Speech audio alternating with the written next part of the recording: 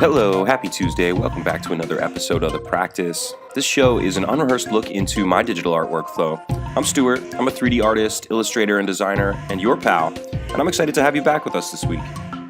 More hard surface modeling coming at you. You can see we're working on a little boombox here, 80s style. Some huge speakers, a tape deck, some AM, FM radio action, and I was really pleased with how it came out and had a ton of fun putting it together. We also wound up spending a little bit of time putting a really simple animation together that uses this boombox and the vibrate tag, a couple other things. We also get into Adobe Illustrator. I'm excited to share the blend tool feature with you guys, which is super useful. So thanks for tuning in and enjoy. I will say that, while I was really pleased with how the boombox itself came out, I think the model was really strong, but the animation, I think, solid, not great. I think could have benefited from a little bit more time. I typically spend about 2 hours on each of these episodes. Well, 2 hours recording the process at least. And I always view these as sort of, explorations. They're opportunities to try new things and grow my skills and create, some cool art along the way. I don't view them as necessarily like the formation of portfolio pieces or necessarily like super finished products. So as far as an exploration goes, I think it was pretty solid, pretty strong, though not the greatest animation I've ever put together. So there's your little caveat. So what else? We used really mostly primitives to put this guy together. There's a little bit of modeling going on. You can see with the handle there, I took a copy of the outer edge of the base cube that creates the body of the boombox to make that little handle. Using some cloners here to make the knobs and buttons. The speaker shapes themselves were made with the oil tank shape, which is something I don't use that frequently, but they work really well for these kind of speakers. And now what we're doing is sort of deleting portions of certain ones and creating these kind of these like bezel frames that go around the outer edges of the speaker. And we're using copies of that speaker itself to kind of bully out indentations in the body of this boombox to create that speaker. Of course, symmetry object, super useful for a model like this. Leaning into that pretty hard. Another thing to keep in mind here is turning your fog tags down. You can see that things looked a little bit too rounded and smooth along that capsule shape, that oil tank shape. And just needed to turn the fog tag down a little bit to get that looking proper. A little bit of confusion here. I think I messed up my hierarchy a little bit and wasn't sure which shape was which here. So I'm sort of reorganizing things a little bit in that particular speaker, but I was able to sort it out. And then onto the tape deck. Sort of cutting some little holes in this face here.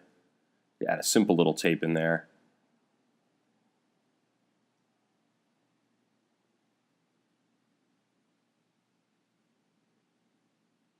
And I did like an 80s skateboard. I did this synthesizer a couple weeks ago. Are there any other hard surface 80s objects that you'd like me to model?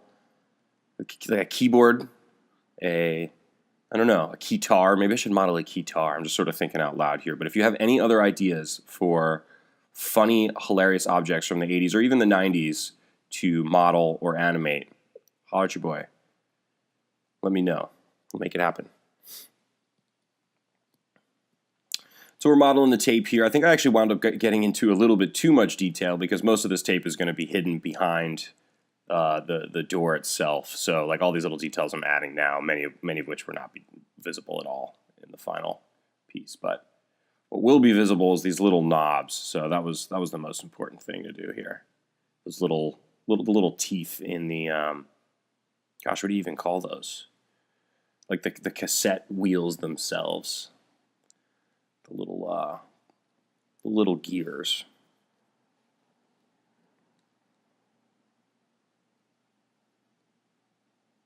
So now just getting a little bit confused by my stack of geometry, just booleaning out a shape. Not realizing that the second cube's back was sort of in the way. Sorted that out.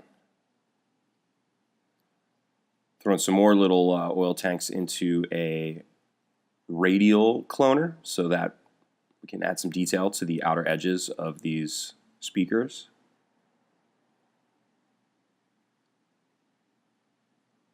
Getting some nice shiny materials there in a sec, which will reflect nicely against the backdrop.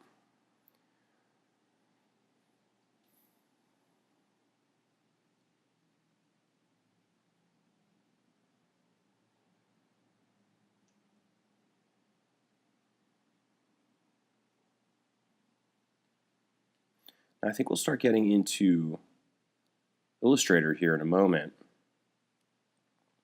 And one of the things I do here is I check the size of the object in Cinema, and then I reference that size when I create the artboards in Illustrator. So that way I know that the proportions match and the artwork won't get scaled or stretched or squashed in a funny way when I bring it in. So I make sure that the aspect ratio matches on these two.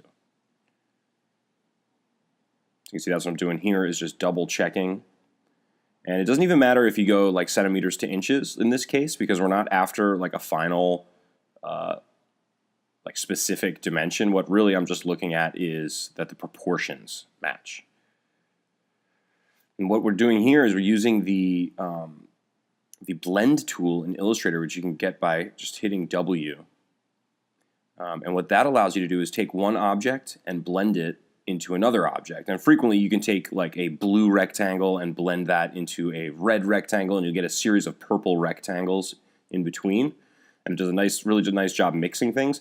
What I do when I want to create like an even grid or things that are evenly spaced is I will blend one object into another object that matches it exactly and set it up to specify a specific distance so that you can have a specific distance between each of them. You can see I'm setting that up now. And now I know I'm going to have perfectly evenly spaced lines here. And what I can do is copy and paste those and make additional versions of them, and everything lines up.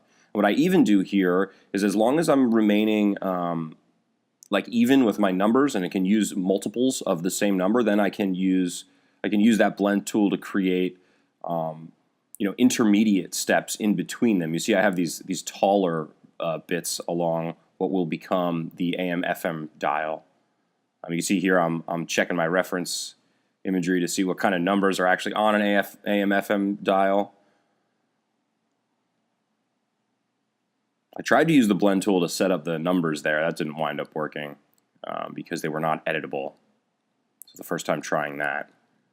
I'm going to fudge the numbers here a little bit. I don't care that they're exactly specific, and we can't even read them in the final rendering, so all that's fine. But point being, you can set up a really simple and clean and evenly spaced dial using the blend tool rather simply. So I encourage you to play around with that.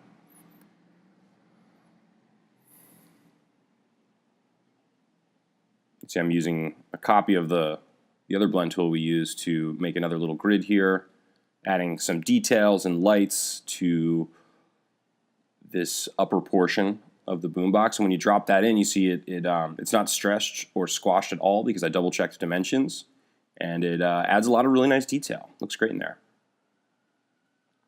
So we'll start getting into materiality a little bit here, adding some reflective and some plasticky kind of surfaces. I kept the material count fairly low here. I figured since we had all that rich detail in the little dials and knobs that the rest of it could be fairly simple.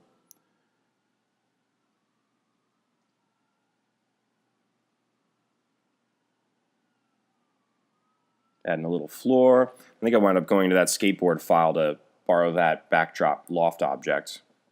I've made these so many times on this show that you can go back and check out how to make them. They're rather simple. It's just a couple splines. And I'm resting the boombox onto this little cube here, which I've put a little mitered edge on. And so we're getting into lighting now. Really simple setup here, just a spotlight and a sky object. I think that might be the same lighting setup really as we did with the skateboard model. See, it does a lot of the work for you. Simple, little global illumination and some ambient occlusion. And then we're rocking. And I had half a mind to just leave this as a static illustration, but I thought, if I use a couple simple things like the vibrate tag and some scale and things like that, I can create a really convincing and fun little GIF animation. So it's a very subtle animation. Before we get into that though, I guess the bit of texturing we're doing here is we're using a material on the insides of the speakers that has luminance totally turned off, because they often have that like fabric-y, papery kind of texture with a little bit of like a dimpled edge to it. So I used the tile surface inside of a bump map to create sort of a papery kind of dimpled surface on those speakers, which I think came out pretty nice. Now you can see what we're doing here is starting in on that animation. I'm separating out the speakers. I'm making a separate version of the symmetry object. So I have the speakers as a separate item, which I'm going to put a vibrate tag on. If you've never used the vibrate tag, it's really handy for situations such as this. What you can do is just you add the little tag on, and you set these parameters that I'm playing with now, and you can have the scale, the rotation, and the position of something just vibrate and move subtly or not so subtly, depending on how high you crank these things at a given frequency. And that's exactly what speakers do, right? They vibrate and bounce at a given frequency. So those worked really perfectly for the little speakers on this boombox. The other thing I've done is I'm playing with scale a little bit so that the boombox itself kind of bounces and stretches up and down. Another thing I did, and I have sort of mixed opinions on how this went, but I also changed and made a looping animation of the focal length inside the camera. At first I thought this would give me like a more exaggerated kind of bouncing, throbbing sort of feel to the animation. I think it wound up being a little bit distracting and kind of hard on the eyes. Maybe I should have made it more subtle, or maybe at a lesser frequency. Not sure exactly, but I don't think it worked out super well. Let me know what you think. Is it distracting? You'll see the real speed animation towards the end of this. You saw it at the beginning of the video as well. Just let me know what you guys think. One other little animated touch is adding the location indicator on the dial, that little red cube. Super simple little bit of geometry. Just animate that back and forth. Adding a couple other little details to the face of the boombox here. And we're getting close to cranking out final rendering.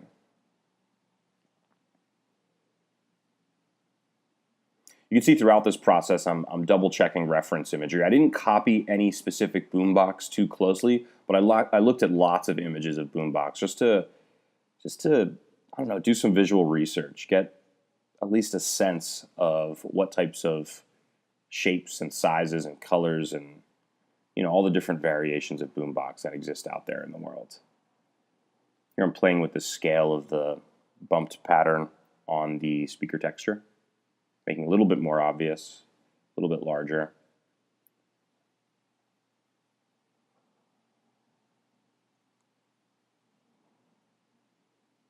Another thing I'm doing here, which is really useful, is using the hardware preview.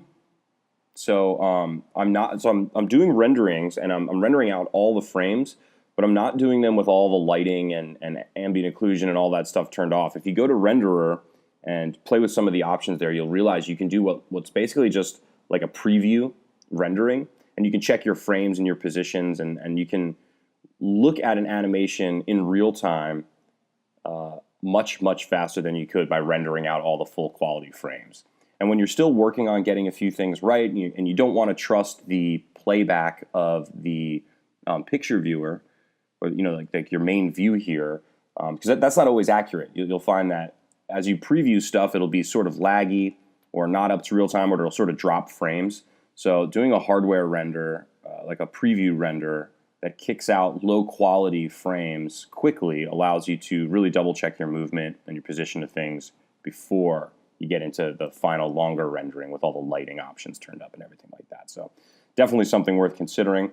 See here, we've got our final frames rendered out, and we're quickly compiling in Photoshop and doing a little bit of that fun old recoloring and color correction and all that good stuff.